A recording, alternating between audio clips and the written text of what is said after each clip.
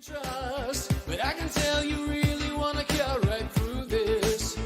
Yeah, right through this. 'Cause no one knows just what to make of this ball of dust that we're living on. One thing I know is that everyone will get hurt. So before we're gone, let's do this. Let's do this before the heavens have crashed to the ground. Let's do this.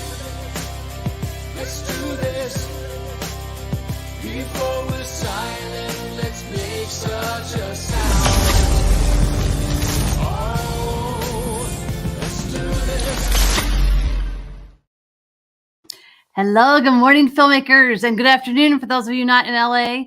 Welcome to today's Black Magic Collective, the Working Director Live.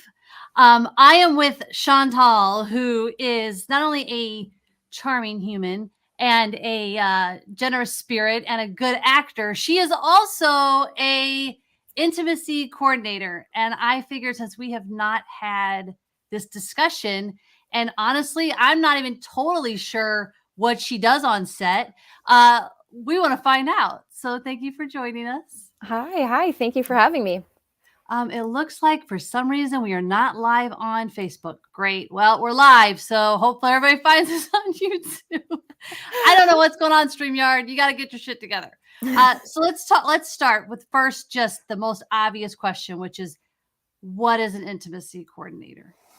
An intimacy coordinator is a department head position. So it coordinates between all the different departments on set to facilitate scenes of hyperexposure for performers, trauma-related scenes, or anything, ultra vulnerable. So nudity, simulated sex, and trauma-related scenes. So I didn't even know that trauma-related stuff was part of it. So that's, good to know. Go ahead. Yeah, I think that the role is expanding a little bit as we see what affects performers the most and where those pitfalls lie. So I've worked on scenes with military torture, things of that nature. So you'll have the stunt coordinator, but then when it comes to advocating for a performer and giving them a code word that they can use if they need a break, and also anticipating both performers' experience in that space, it really helps to have someone who is not wearing 15 different hats, which is the director, to kind of be looking out for those maybe sometimes nonverbal signs of discomfort or need for more support. I love that this role has been created. I think as women filmmakers, we tend to be more in tune to what's happening. Sort of like you say, nonverbal clues and things. We're always a little more conscious of making someone comfortable. I remember when I was acting a million years ago, I was supposed to be on set for this like one little thing, and I was brand new, very green. It was probably the biggest film I had done at this point. And I remember the director being like, "Would you take your shirt off?" And I was like, no. And he's like, "Well, would you at least pull it down?" And I was like, "No." And I don't think all actors would be comfortable saying that. And to this day, I still go back and think of that, like, how I reacted, what would someone who wasn't like me have done in that situation? And it was like, no pay, no lines. It's like, I just love that you're there. Has it been hard getting producers, especially in the indie world where we have way less money, to hire your position? Well, I think that the more people find out about it and the more people understand that you're there to support, potential, problems and prevent problems from coming up, because what happened to you on the set was on the day, but there was no preparation for that moment. So you were thinking on your feet, you were on your own. It's a very isolating experience to be, kind of put on the spot that way, sometimes in front of a crew, double your age. It's very overwhelming. But in this position, I work in prep. So a lot of my work happens before I even get to set. And so I've spoken to the director and the producers sometimes, and they talk to me about the needs of their production as a whole, or just the scene specifically that I'll be coming in for. And getting a clear vision. How many cameras? What does this look like? How many setups? What are you going to see on camera? What do you want to focus on? What is everything? Like, I ask all of my questions, and then I get that clear vision from the director, and then I speak to the performers one-on-one if there's more than one in the scene, and then let that information land on them so that when they process that information, they can have their initial surprise, freak out, and I am not their employer. So they're not having to disclose any personal physical boundaries that they have to their employer, which was highly problematic in the process before intimacy coordinators. And so you have the performers who are getting a clear vision before they get to set. And they have, thorough steps they can take if they need extra support, what they can expect from me. They can craft that however they need. They want to see more of me, less of me. They want to be able to reach out and have me that close off camera, or they want to see nothing to do with me. They want me near the monitor, making sure that their nudity rider is being adhered to. So there's just all of these different needs that need to be met. The director gets their vision, and they don't have to worry about walking on a landmine where they say, okay, now put your hand in their hair. And that was a red zone. That was like I don't want anyone touching my hair. And then they've said that, and they've inadvertently, like, there's a trust that's been broken, and it can really cause a costly hiccup, both with time or money, both. And so it's important that the directors know what to expect on that day. Performers know what to expect from their director, and then the producers don't have to just be sitting in their trailers going, oh my God, I hope this goes well, which is how I think most people traditionally felt. They were just hoping people would come out of their trailers and do the scene, and I think we can do more. Have you had any points where there's been conflict on set where you've really had to stand up for the actor versus what the director wanted? And how do you handle those? Well, usually on the day, we've already agreed to everything. So the needs have been met, whether it's been finessed or changed or shifted, or we've masked this or talked to camera and had things kind of moved around. But we agree on the day is not the time to be shifting a lot of things. Although things change, maybe instead of shooting it first thing, they're shooting it at the end of the day. That's information that needs to be processed. It's best if those, situations can be processed with people that they are not responsible for their response to those changes when it's problematic or challenging. But yeah, things constantly change on set. But what can't be done is when there's intimacy and there's been an agreement, there cannot be additional nudity or additional, simulated sex or anything like additional to that contract. That starts a 48-hour clock again. So you want to make sure that those contracts have been looked at. The nudity rider is the contract, and everyone has looked at it. It has been provided 48 hours before the day. And then on the day, there can be less, but there cannot be more. So if there is more, then we need to discuss this for a future date. And we need to explain to the people who may not be aware that that's, these are new contracts. Since 2020, the SAG-AFTRA contract allows for 48-hour clock to fully understand what they're going to be expected to do. And so even if, let's say, the actress is like, oh, I'm fine with it, we can do it, do you kind of come in and go, no, we have to wait 48 hours? I think when it's because there's some differences. If it's a performer-led change and the performer is on their own, then that's fine. But we can't have, even like one performer saying, you know what, I don't mind, because the other performer in the scene also needs that 48-hour. And it really puts them on the spot if they're uncomfortable with those changes to be made the reason why this can't happen or take place. So, you know, I've seen a lot of parodies where my position, you know, character goes, we can't do that. And it's all very nerdy and very funny. But on the day of, it does fall on my shoulders to say, you know, we can't make these last minute changes. But I do go through all of these things during prep so that I can make sure that we've had, you know, what we want and maybe a little bit more in case there's some creative differences, because sometimes the performers wonder if they're going to be comfortable. And then they get on set and they're feeling creative. They're in, you know, they're in the groove. They feel safe with their partner. The, you know, communication between director and performer, it's all working so well. You just go, let's just do anything. And, you know, that's great that that's happening, because it's a great sign. But we cannot go beyond, you know, what has been agreed to by all performers and production, unless it's performer led, like say one, you know, it's one person in the scene, they want to go further in their scene, then they can do a contract after the fact. I can imagine, because when you're on set, especially, there's a lot of either pressure or just that creative energy.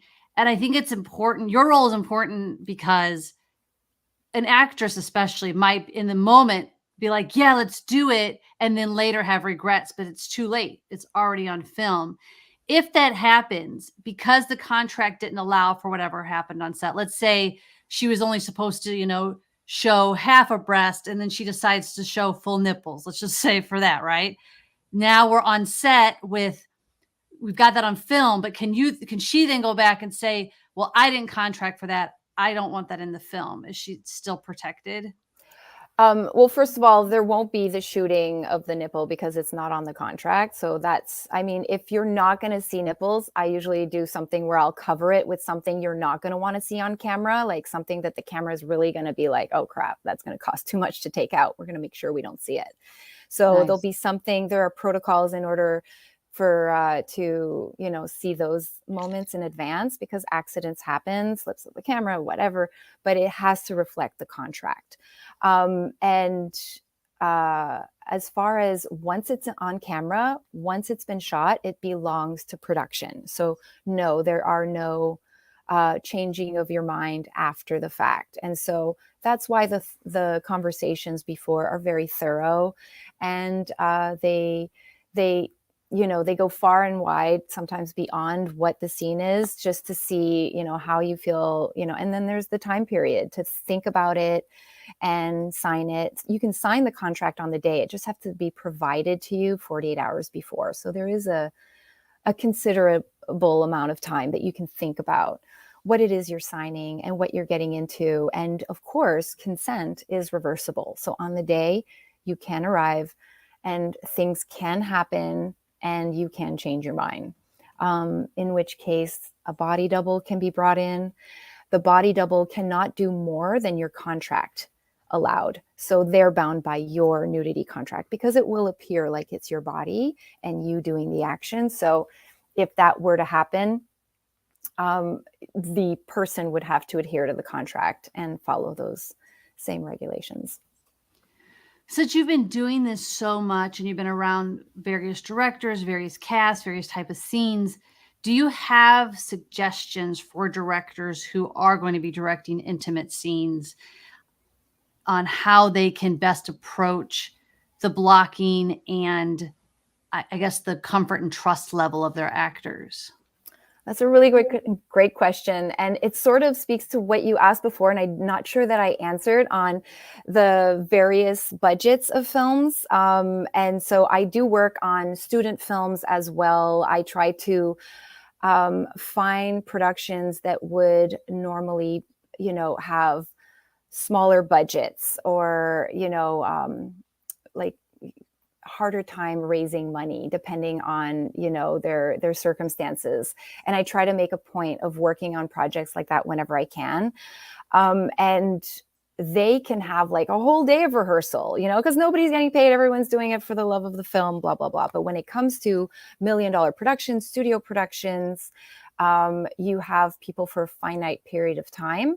So if I were to suggest to a director on how to approach this scene so that it has the most chance at success, it would be finding out in advance that you have scenes like this, and allowing for the time to do prep, with your intimacy coordinator, and just giving your carte blanche, like your full vision. Like if you could just imagine the scene perfectly as you wish for it to happen, and sharing that, which, sometimes those thoughts and, and those, those shots are just in your head.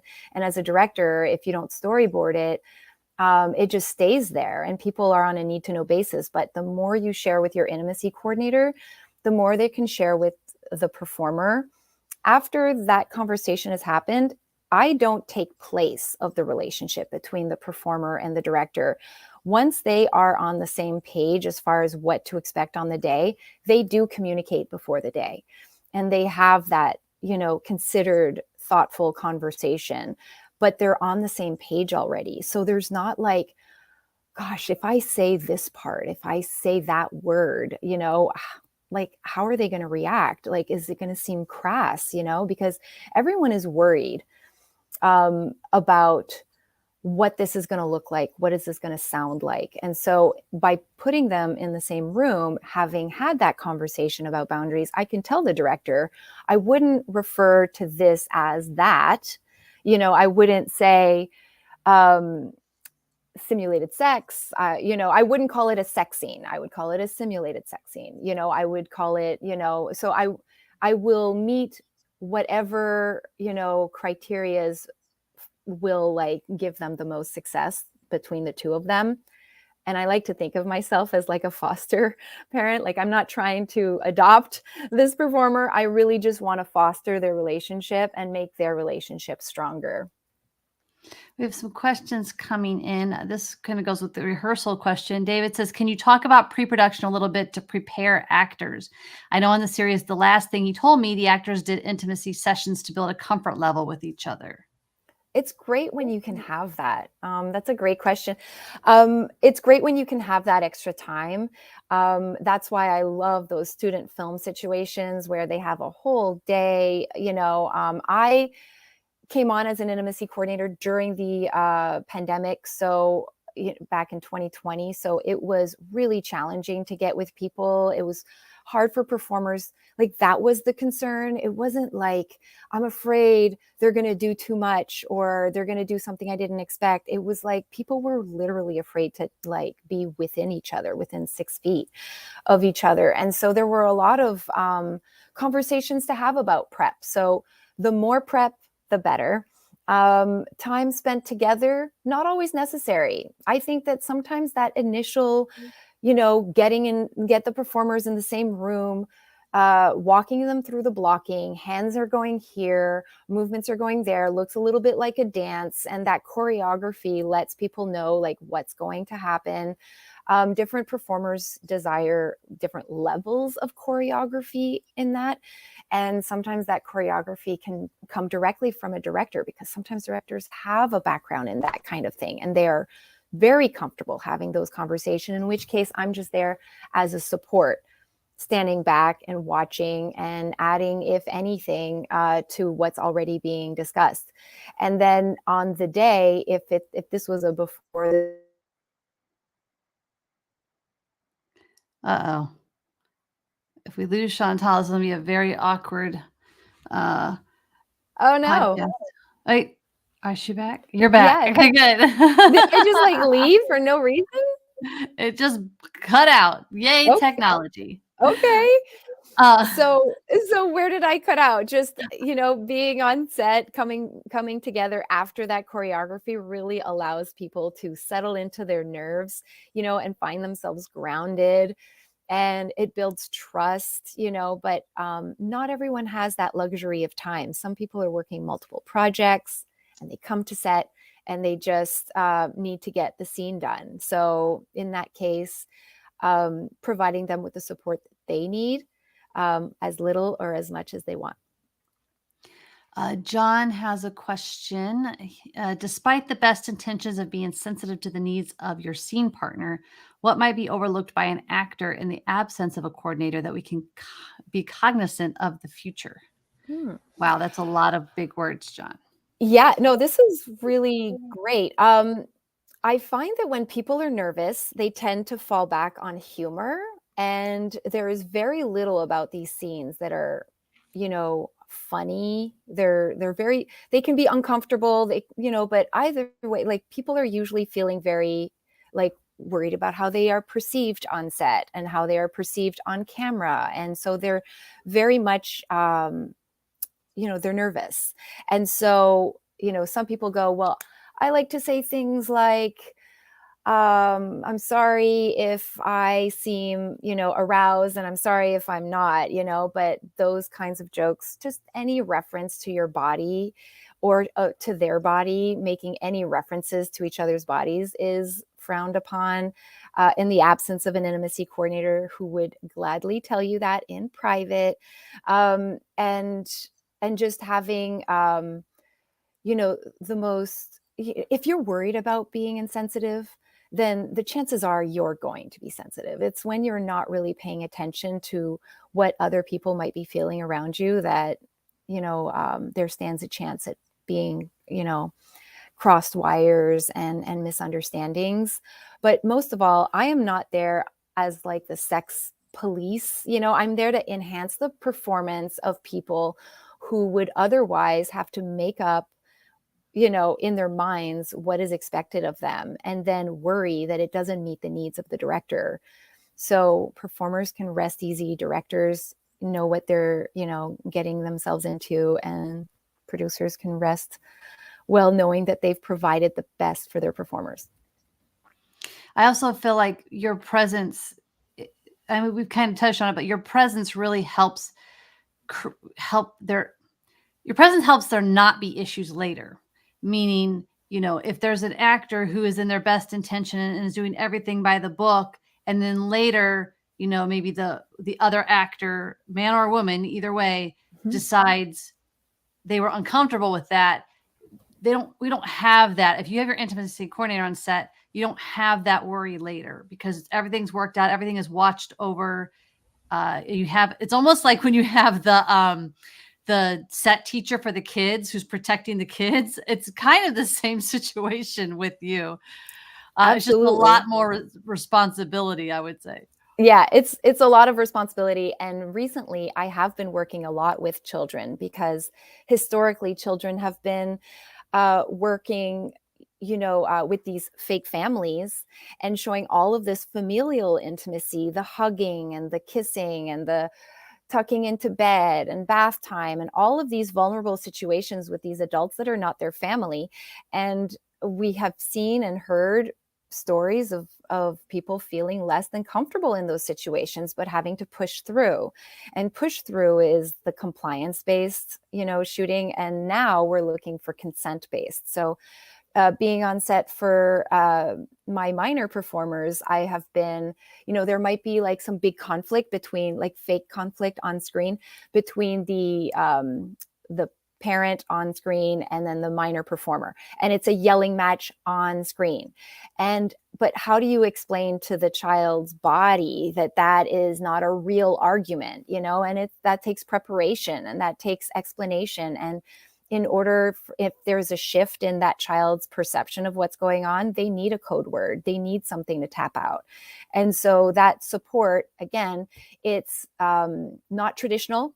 This is new, and it's expanded work based on what we're seeing young performers say once they've become adults. I don't remember making any creative choices. I just remember being celebrated for being a really good listener and doing what I was told, And so now I want to be an adult performer and I just want to do what I'm told. And so they don't have that, framework for consent versus compliance. And so I'm working with minors for that. I never even thought about the fact that we should have someone there for minors as well. I feel like your title, the intimacy coordinator title, needs to probably shift into something that's, because it is such a I didn't, like, my mind wouldn't even have thought have somebody on set that's sort of watching the kids for this particular thing, because set teachers they're not on set, they're off set, they're not that person. So that's great. Yeah. Alexander asks, how would one pursue a career as an intimacy coordinator? What would the starting point be? Well, having set experience in and of itself is a must. So I was an actor for 20 years. And I then, during the Me Too movement, came forward about an experience I had a long time ago. And that disclosure brought over 1,500 people telling me how they were harmed in the workspace or in the pursuit of work. And so through harassment or assault. And so having that information, I went to the union and I helped them craft and build, amongst other people who help them, stronger contracts to prevent harm. And so after that, I found this position and I took a 6-month course through Intimacy Professional Association, IPA. And from that, the moment I finished that course, I was booked on a Lena Dunham movie. So I took off running. It's called Intimacy Professional Association? That's right. Okay. Just putting that in the chat for those so everybody can look that up if you are interested. Is there also a place, which will also lead into David's question, but is there a place for people looking for an intimacy coordinator to go? Is the IPA a place to hire? Sure. Yeah. I mean, the website at IPA will have the intimacy coordinators that are represented by IPA, because they also, represent intimacy coordinators. But SAG-AFTRA has certified and qualified intimacy coordinators on their website. So if you seek the SAG-AFTRA, the union here in the United States, in Canada, ACTRA is the union, and they have intimacy coordinators that they can point you to. And then there's websites. You can find us. We're out there, we're available, but finding the right fit for your production is also important. People might think, you and me, we get along and that's a great fit, but we really do need to know what your intimacy coordinator sees for the world that you're going to be creating on set, and you want it to make sure that it's a good fit, because it can be a great intimacy coordinator, but not a great intimacy coordinator for you. And on that note, David says, as a producer, how much should I be budgeting for a day rate if I employ an intimacy coordinator? And obviously with all positions, it varies, but what would you say is like sort of the starting rate? I would say $900 to $1,500 a day for an intimacy coordinator.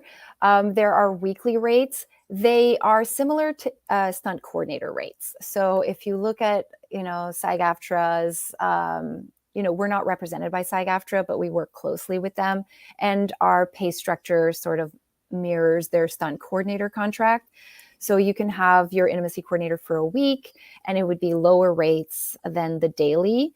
And then you have independent films that have a smaller budget, in which case the intimacy coordinator will be paid the same as all your department heads. Makes sense. Not that you have an answer for this, but on that note, Carla says, I know there's a pathway being made by SAG-AFTRA, but how long do you think it will take for ICs to come under the SAG-AFTRA umbrella officially as a member? Well, thank you for that, Carla. SAG-AFTRA is currently on strike, so there are no movement, no moves being made to join SAG-AFTRA during a strike, but we support the union strike fully. There are interim agreement contracts, in which case we would work on those. But currently we are non-union, and we will, look into that once the strike is over. I think their mind is very set on this current contract. Yeah, there's a lot going on. Well, we are out of time. Thank you all for such amazing questions. This has been super informative. I would say that probably everybody watching is here because we just had no clue exactly how you fit into the plan when it comes to set. And this has really cleared it up. So I appreciate your time and you joining us. Is there any last thoughts that are coming to you that you would want to leave people with? No, I just think this is a great jumping off point. So I hope that you all keep asking questions and keep looking for more podcasts with this information. Awesome. Thank you. Thank you for having me.